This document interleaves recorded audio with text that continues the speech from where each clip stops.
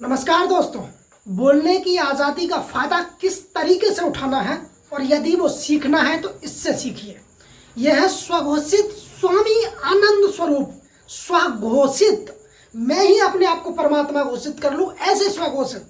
यह है स्वघोषित स्वामी आनंद स्वरूप। ये बोलने की आज़ादी का भरपूर फायदा उठा रहे हैं। दोस्तों कैसे? कारण बताइए। कारण ये कि ये आजकल डॉक्टर बाबा साहब अंबेडकर को पानी पी पी करके कोस रहे हैं और इन्होंने एक नया संविधान निर्माता पैदा कर दिया है। हालांकि कुफर तो ये हमेशा से बोलते आए हैं, ये पहली बार नहीं है जब इन्होंने कुफर बोलने का नाटक रचा है। दोस्तों समझिए, आपको यदि फेमस होना है तो आप टारगेट कीजिए दलितों को, टारगेट कीजिए जाटवों को, टारगेट कीजिए डॉक्टर बाबा साहब अम्बेडकर को, टारगेट कीजिए चंद्रशेखर आजाद को। आप फेमस करना क्या है? कुछ नहीं, बस पानी पी पी करके कोसना है। अगर आप चंद्रशेखर आजाद के ही पीछे पड़ गए, बात खत्म, आप फेमस हो जाओगे एक ना एक दिन। और वही तरीका ये स्वघोषित स्वामी आनंद स्वरूप अपना रहे हैं।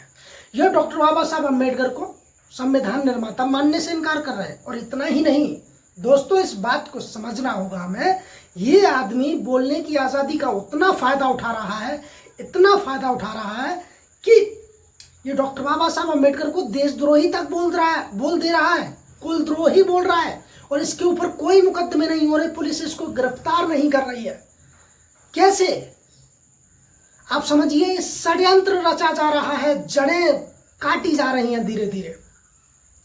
तो वो पीएन राव हो, उनको ये संविधान निर्माता बनाने पे तुले हैं। जबकि डॉक्टर बाबा साहब अम्बेडकर ने अपने एक वक्तव्य में कहा था कि कुछ हिस्सा पीएन राव के हिस्सा में जाता है। मतलब जो संविधान जो बनाया है उसका कुछ हिस्सा पीएन राव को भी जाना चाहिए भाई, उन्होंने मेहनत की होगी। लेकिन इसका मतलब ये थोड़ी है कि वो संविधान निर्माता हो गए। लेकिन षड्यंत्र क्यों? क्योंकि भाई वो भी इन्हीं की प्रजाति के होंगे, तो इसलिए ये षड्यंत्र रचा जा रहा है। ये आदमी जब से मैंने, हालांकि इसे 2 महीने पहले मैं नहीं जानता था भाई, मैं ट्विटर पे ही देखता हूँ इस आदमी को। ये आदमी केवल और केवल डॉक्टर बाबा साहब अम्बेडकर को टारगेट कर रहा है। जगह जगह मूर्तियां बांट रहे हैं कि साहब हमारे पीएन राव संविधान निर्माता है, डॉक्टर बाबा साहब तो है ही नहीं। ये नाटक चल रहा है।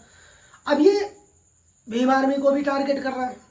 भीम आर्मी को कभी नीलचट्टे बोल दे रहा है, ये कभी बोल दे रहा है कि क्या बोलते हैं, आतंकवादी बोल दे रहा है। अभी यहाँ पर प्रयागराज में जो घटना हुई है, चंद्रशेखर आजाद को जो डिटेन कर लिया था, उसमें ये बोल रहा है कि इन्होंने आतंकवाद फैलाया है, ये किया है, फलाना किया है, इनसे दूर रहना होगा, ये करना होगा, वो करना होगा। आपको भी इन बातों को समझना होगा कि ये व्यक्ति कभी तुम्हारे सगे नहीं हो सकते, ये कभी सगे नहीं हो सकते। ये इनके मन में जहर हमेशा रहेगा। किस तरीके से ये डॉक्टर बाबा साहब अम्बेडकर के लिए जहर उगल रहे हैं कि डॉक्टर बाबा साहब संविधान निर्माता है ही नहीं।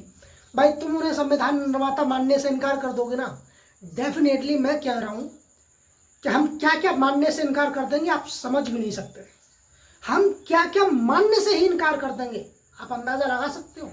कितनी मनगढ़ंत कहानियां तुम लोगों ने बनाई हैं। हम उन्हें मानने से इनकार भी कर सकते हैं और मानने से इनकार कर देंगे।